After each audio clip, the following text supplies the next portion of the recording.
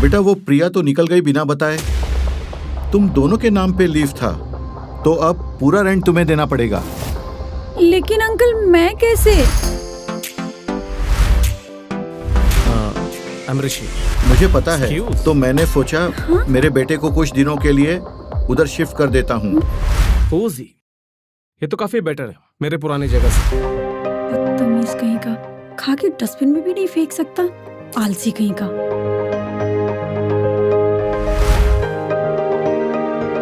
सब फैला के रखा है, पता नहीं कब जाएगा यहाँ से। ये क्या चल रहा है? वो कल स्टैंड अप है ना, प्रैक्टिस बिना पंचेस फ्लैट पड़ जाती है यार। तुम्हारे जोक से ज्यादा फ्लैट तो मेरे पेशेंस हो गए हैं।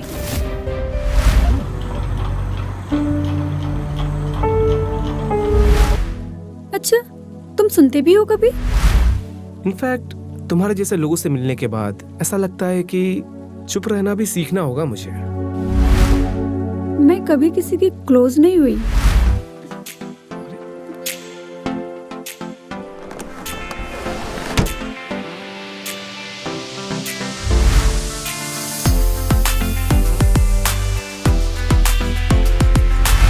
ऋषि, तुम गलत इंसान नहीं हो, बस कंफ्यूज हो, जैसे कि मैं हूँ। कभी कभी दो कंफ्यूज्ड लोग एक दूसरे के लिए क्लैरिटी भी बन जाते हैं।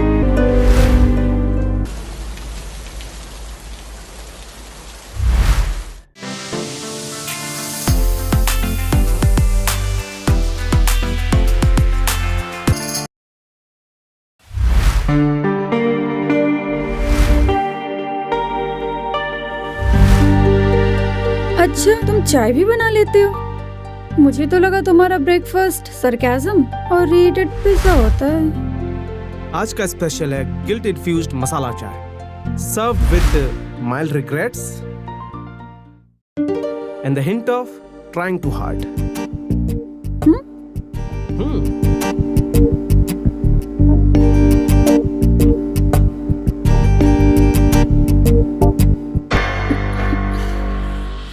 अरे, इससे क्या होगा?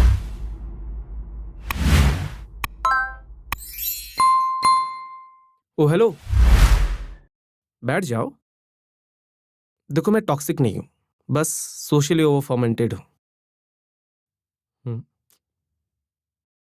अच्छा, ये जोक इंटेंशनली था या तुम्हारा थेरेपिस्ट स्क्रिप्ट लिखता है?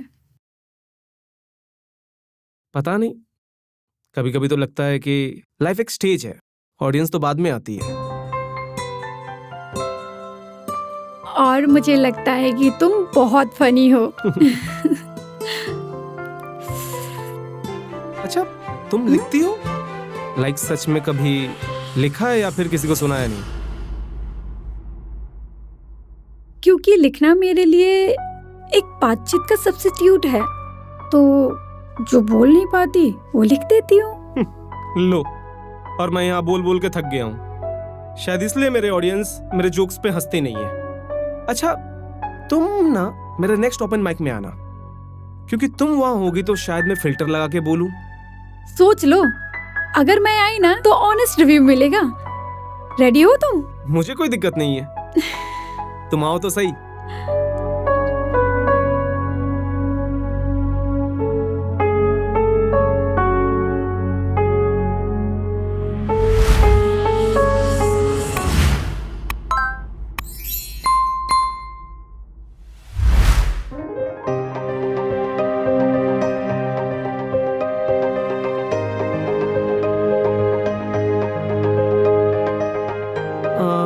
मैं सोच रहा हूँ कि कल का शो मैं यहाँ रिहर्स करूँ, सुनोगी? हाँ, ठीक है। Wait a minute.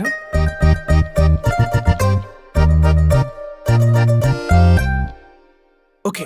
मुझे तो लगा तुम्हें सिर्फ वो लोग पसंद है जो तुमसे पूछते नहीं है, बस हंस देते हैं। हाँ, लेकिन तुम वो ऑडियंस हो जो हंसने से पहले ये डिसाइड करती है मैं सच में कुछ महसूस कर रहा हूँ या सिर्फ एक्टिंग कर रहा हूँ। और आज मैं एक्टिंग नहीं करना चाहता।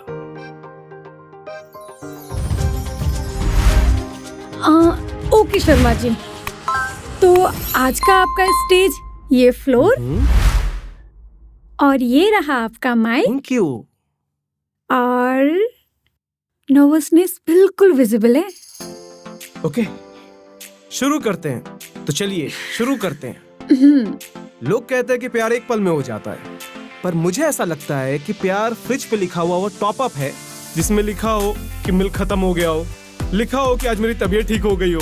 पहले मैं इसलिए जोक्स लिखता था कि लोग सुनना चाहते थे, और आज मैं इसलिए लिख रहा हूँ क्योंकि तू सुनना चाहती है। पहले मैं माइक के सामने बहुत कॉन्फिडेंट था, लेकिन आज जब तू सामने है तो ऐसा लग रहा है कि आज मैं अपने आप को एक्सेप्ट कर रहा हूँ पहली बार।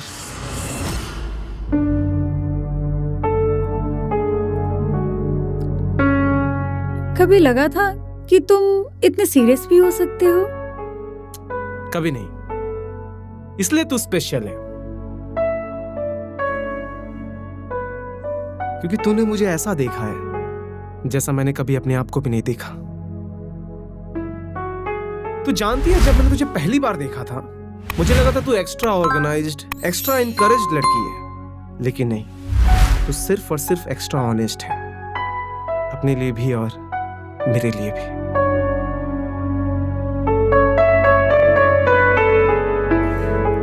मैं कभी किसी के लिए ऑडियंस नहीं बनी, शायद इसीलिए कभी किसी ने मेरे लिए परफॉर्म नहीं किया बिना मास्क के।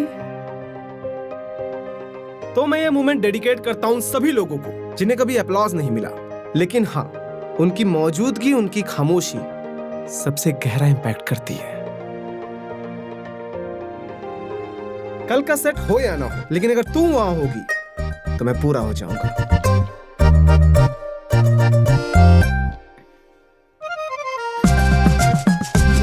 तो मैं कल सिर्फ क्लैप ही नहीं करूंगी, उस मोमेंट को भी याद रखूंगी, क्योंकि मुझे तुम्हारे सारे पंच लाइन से ज्यादा तुम्हारे पॉजेस पसंद आए हैं।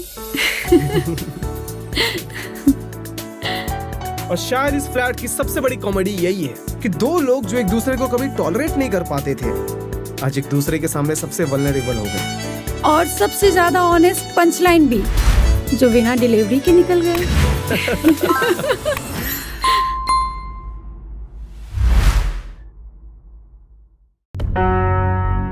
हाँ पापा, सब ठीक है, कल शो है, मैं नर्वस हूँ बट सब हो जाएगा। शुक्र है आखिरकार तुम संभल गए। हाँ, मैं संभल गया हूँ, पता नहीं कैसे हो रहा है बट हो रहा है। आज तेरी आवाज में पहली बार ऐसा लगा कि तू खुद को जज नहीं कर रहा है। ये अच्छा लगा सुन के। टेक केयर बेटा, और अपना ध्यान रखना। चलो बाय, रखता हूँ, मुझे काम है। ओके पापा।